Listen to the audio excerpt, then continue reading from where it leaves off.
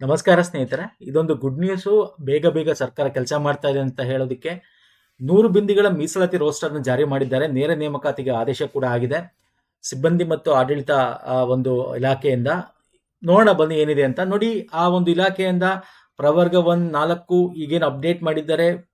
ಪರಿಶಿಷ್ಟ ಜಾತಿ ಪ್ರವರ್ಗ ಎ, ಪ್ರವರ್ಗ ಬಿ, ಪ್ರವರ್ಗ ಸಿ ಅಂತ 6 6 5 ಟೋಟಲ್ 17%. ಓಕೆ, ಇದ್ರ ಪ್ರಕಾರ ಈಗ ನೇಮಕಾತಿ ಆಗಬೇಕು ಅಂತ ಹೇಳಿ ನೋಡಿ. ಇತ್ತೀಚೆಗೆ ನಾವು ವಿಡಿಯೋ ಕೂಡ ಮಾಡಿದ್ವಿ ಅಲ್ವಾ. ಒಳ ಮೀಸಲಾತಿ ಜಾರಿ ಆಗಿತ್ತು, ಸರ್ಕಾರ ಆದೇಶ ಹೊರಡಿಸಿತ್ತು 25/8 ಆಗಸ್ಟ್ ಅಲ್ಲಿ. ಇತ್ತೀಚೆಗೆ 1 ವೀಕು ಆಗಿಲ್ಲ. ಸೊ ಇಲ್ಲಿ ಆಡಳಿತ ಮತ್ತು ಸಿಬ್ಬಂದಿ ವರ್ಗ ಇದಕ್ಕೆ ಸಂಬಂಧಪಟ್ಟಂತೆ ಆದೇಶ ಮಾಡುತ್ತೆ ಅಂತ ಕೂಡ ಸರ್ಕಾರ ಹೇಳಿತ್ತು.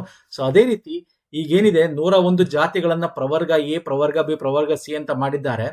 ಅದಕ್ಕೆ ಸಂಬಂಧಪಟ್ಟಂತೆ ಸರ್ಕಾರ ಏನ್ ಮಾಡಿದೆ, ಒಂದು ನೋಟಿಫಿಕೇಶನ್ ಅಂದ್ರೆ ಇದೊಂದು ನಡಾವಳಿ ಅಂತ ಹೇಳ್ಬೋದು. ಏನ್ ನಡಾವಳಿ ಅಂತಂದ್ರೆ ಇಲ್ಲಿ ನೋಡಿ, ಇಲ್ಲಿ 100 ಬಿಂದುಗಳು ಇಲ್ಲಿ ಕರೆಕ್ಟ್ ಆಗಿ ನೋಡ್ಕೊಳ್ಳಿ. ಈ ಆದೇಶವು ತಕ್ಷಣ ಜಾರಿಗೆ ಬರುವಂತೆ ಯಾರು ಆದೇಶ ಮಾಡ್ತಾರೆ ಸರ್? ಇವತ್ತು ಡೇಟ್ ಎಷ್ಟು? 3/9.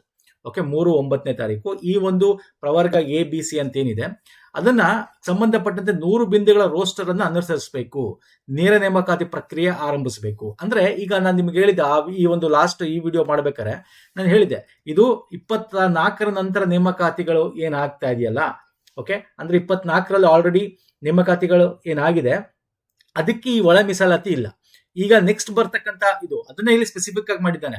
ಇಲ್ಲೇನ್ ಸ್ಪೆಸಿಫಿಕ್ ಆಗಿ ಹೇಳಿದ್ದಾನೆ ಅಂತಂದ್ರೆ, ಆಲ್ರೆಡಿ 2022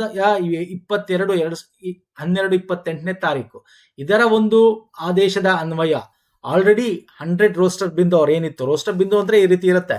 ಅಂದ್ರೆ ಇದು ಮೀಸಲಾತಿಗೆ, ಇದು ನಿಮಗೆ ಅಷ್ಟು ತಲೆ ಕೆಡ್ಸ್ಕೊಳ್ಳೋದು ಬೇಕಾಗಿಲ್ಲ. ಮೀಸಲಾತಿಗೆ ಸಂಬಂಧಪಟ್ಟಂತೆ ರಿಸರ್ವೇಶನ್, ಅದು ಪ್ರಮೋಷನ್ ಆಗಿರ್ಬೋದು, ನೇರ ನೇಮಕಾತಿಯಲ್ಲಿ ಆಗಿರ್ಬೋದು, ಎಲ್ಲಿ ಖಾಲಿ ಆಗುತ್ತೆ ಅಲ್ಲಿಂದ ಸ್ಟಾರ್ಟ್ ಮಾಡಬೇಕು, ಯಾರಿಗೇನು ಅಂತ ಇದ್ರ ಬಗ್ಗೆ ಜಾಸ್ತಿ ತಲೆ ಕೆಡ್ಸ್ಕೊಳ್ಬೇಡಿ. ಸೊ ಅಂದ್ರೆ ಈ ಒಂದು ಒಳ ಮೀಸಲಾತಿ ಇದೆಯಲ್ಲ, 2022 ಆದೇಶದಂತೆ ಇದುವರೆಗೂ ಆಲ್ರೆಡಿ ಇರ್ತಕ್ಕಂಥ ನೋಟಿಫಿಕೇಶನ್ ಏನಿದೆ ಅದರಲ್ಲಿ ಒಳ ಮೀಸಲಾತಿ ಇಲ್ಲ. ಜಸ್ಟ್ ಏನೋ SC ಕ್ಯಾಟಗರಿ 17% 2024ರ ಒಂದು ಇದ್ರ ಪ್ರಕಾರ ಅಲ್ವಾ. 24ರ ಹಿಂದೆ ಆಗಿರ್ತಕ್ಕಂಥ ನೋಟಿಫಿಕೇಶನ್ ಏನಿತ್ತು ಅದು ನಾರ್ಮಲ್ ಏನಿತ್ತು ಅದೇ ಒಂದು ಇದಕ್ಕೆ ಹೋಗುತ್ತೆ. ಇನ್ನು 2024 ಇವಾಗ ಆಲ್ರೆಡಿ ಎಕ್ಸಾಮ್ ಏನ್ ನಡೀತಾ ಇದಾವೆ, ನೋಟಿಫಿಕೇಶನ್ ಆಗಿದೆ, ಅದೆಲ್ಲ ಜಸ್ಟ್ SC 17%, ST 7% ಅಷ್ಟೇ. ಇದರಲ್ಲಿ ಒಳ ಮೀಸಲಾತಿ ಇಲ್ಲ. ಅರ್ಥ ಆಗ್ತಿದೆಯಲ್ಲ? ಸೊ ಇದು ಯಾರು ಇಲ್ಲಿ ಡೈರೆಕ್ಟ್ ಆಗಿ ಕೊಟ್ಟಿದ್ದ ನೇರ ನೇಮಕಾತಿನ ತಕ್ಷಣದಿಂದ ನೀವು ಜಾರಿ ಮಾಡಬಹುದು. ಬಟ್ ಇಲ್ಲಿ ವರ್ಗೀಕರಣ ಮಾಡಿ ಈಗಾಗಲೇ ಪ್ರಾರಂಭಿಸಿದ್ದ ರೋಸ್ಟರಿನ ಯಾವ ಬಿಂದುವಿನವರೆಗೆ ಜಾರಿಗೊಳಿಸಿದೆಯೋ ಆ ನಂತರ ರೋಸ್ಟರ್ ಬಿಂದುವಿಂದ ಪ್ರಾರಂಭಿಸಿ. ಅಂದ್ರೆ ನೆಕ್ಸ್ಟ್ ಏನ್ ನೇಮಕಾತಿಗಳಾಗುತ್ತೆ ಇದ್ರ ಪ್ರಕಾರ ಮಾಡಿ. ಇದಕ್ಕಿಂತ ಮುಂಚೆ ಏನಿತ್ತು ಅದು ನಾರ್ಮಲ್ SC ಕ್ಯಾಟಗರಿ 17 ಅಲ್ಲೆಲ್ಲ ಒಳ ಮೀಸಲಾತಿ ಇಲ್ಲ. ಈಗ 2024ರಲ್ಲಿ ನೀವು KS ಬರ್ದಿದ್ದೀರಾ, ಗ್ರೂಪ್ ಸಿ ರಿಲೇಟೆಡ್ ಎಷ್ಟೊಂದು ಎಕ್ಸಾಮ್ ಬರ್ದಿದ್ದಾರಾ ಅಲ್ವಾ. ಸೊ ಆ ಎಕ್ಸಾಮ್ ಆಗಿರ್ಬೋದು, PDO ಬರ್ದಿದ್ದೀರಾ. ಸೊ ಇವೆಲ್ಲ ಏನಿಲ್ಲ, ಇದಕ್ಕೆ ಯಾವುದು ಒಳ ಮೀಸಲಾತಿ ಇಲ್ಲ, ಜಸ್ಟ್ 17% ಅಷ್ಟೇ. ಸೊ ಈಗ ಆಗ್ತಕ್ಕಂಥ ಮೀಸಲಾತಿಗಳಿಗೆ ನೋಟಿಫಿಕೇಶನ್ಸ್ಗಳು ಒಳ ಮೀಸಲಾತಿ ಇರುತ್ತೆ. ಮತ್ತೆ ಇದರಲ್ಲಿ ಸ್ಪೆಸಿಫಿಕ್ ಆಗಿ ಹೇಳಿದ್ದಾರೆ ಏನು ಅಂತಂದ್ರೆ, ಇದರ ಒಂದೊಂದು ರಾಜ್ಯ ಪತ್ರದಲ್ಲಿ ಪ್ರಕಟ ಮಾಡಿ 50 ಪ್ರತಿಗಳನ್ನ ನೀವು ಎಲ್ಲಾ ಒಂದು ಇಲಾಖೆಗಳಿಗೂ ಕಳಿಸಿ. ಇದರಲ್ಲಿ ಇನ್ನೂ ಲಿಸ್ಟ್ ಇದೆ, ತುಂಬಾ ಲಿಸ್ಟ್. ಜಿಲ್ಲಾಧಿಕಾರಿ ಎಲ್ಲರಿಗೂ ಕೂಡ ಇದೆ. ಇದರಲ್ಲಿ ಕರ್ನಾಟಕ ಲೋಕ ಸೇವಾ ಆಯೋಗ ಕೂಡ ಇದೆ, ಕಾರ್ಯದರ್ಶಿ ಕರ್ನಾಟಕ ಲೋಕ ಸೇವಾ ಆಯೋಗ. Okay, 1 second. ಸೊ ಇವ್ರಿಗೂ ಕೂಡ ಇಲ್ಲಿ ಕಳಿಸಿ ಅಂತಕ್ಕಂಥದ್ದನ್ನ ಏನ್ ಮಾಡಿದ್ದಾರೆ, ಕೊಟ್ಟಿದ್ದಾರೆ. ಸೊ ಹಾಗಾಗಿ ನೇಮಕಾತಿಗಳು ಈಗ ಇದ್ರ ಪ್ರಕಾರ ಅವ್ರ ಏನಾಗುತ್ತೆ, ಅವ್ರ ಹತ್ರ ಆಲ್ರೆಡಿ ಈಗ KPSC ಅಲ್ಲಿ ಏನಿದೆ ಸ್ನೇಹಿತರೆ, KPSC ಅಲ್ಲಿ ಅವ್ರ ಹತ್ರ ಯಾವ ಪ್ರಸ್ತಾವನೆ ಫೈನಾನ್ಸ್ ಡಿಪಾರ್ಟ್ಮೆಂಟ್ ಅಪ್ರೂವ್ ಆಗಿ ಅವ್ರಿಗೆ ಪ್ರಸ್ತಾವನೆ KPSCಗೆ ಒಂದು ನೋಟಿಫಿಕೇಶನ್ಗೆ ಆಲ್ರೆಡಿ ಲಾಸ್ಟ್ ಇಯರ್ ಇಂದ ಇದೆಯಲ್ಲ ಅವ್ರ ಹತ್ರ. ಓಕೆ, ಏನೇನು ನೋಟಿಫಿಕೇಶನ್ ಆಗಬೇಕು ಅಂತ ಅದನ್ನ ಈಗ ಅವರು ಈ ಆಸ್ ಪರ್ ದಿಸ್ ರಿಸರ್ವೇಶನ್ ಪ್ರಕಾರ ಅವರು ಆ ಒಂದು ಹುದ್ದೆಗಳನ್ನ ವಿಂಗಡಿಸ್ಕೊಂಡು ನೋಟಿಫಿಕೇಶನ್ ರೆಡಿ ಇದೆ. ಮತ್ತೆ ಯಾವಾಗ ನೋಟಿಫಿಕೇಶನ್ ಆಗುತ್ತೆ?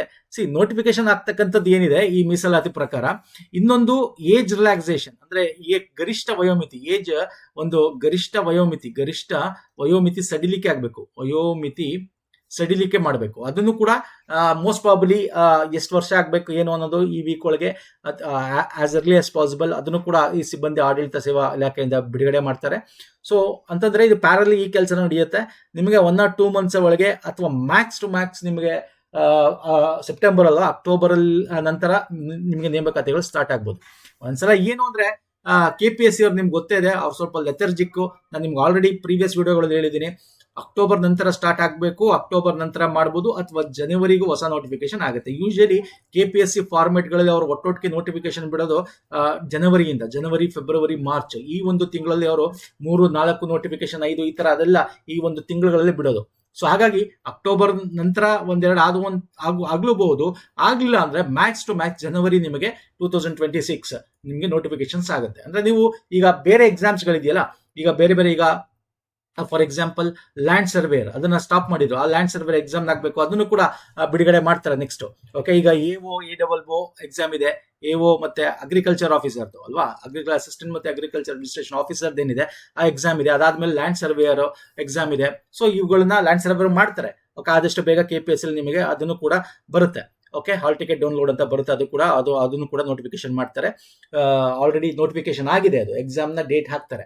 ಸೊ ಇವುಗಳೆಲ್ಲ ಆಗೋ ಅಷ್ಟರಲ್ಲಿ ಇದನ್ನೆಲ್ಲ ರೆಡಿ ಮಾಡಿಕೊಂಡು ಮ್ಯಾಕ್ಸ್ ಟು ಮ್ಯಾಕ್ಸ್ ಜನವರಿ ಅಷ್ಟೊತ್ತಿಗೆ ನೋಟಿಫಿಕೇಶನ್ಸ್ ಹೊಸದು ಬರುತ್ತೆ ಸ್ನೇಹಿತರೆ.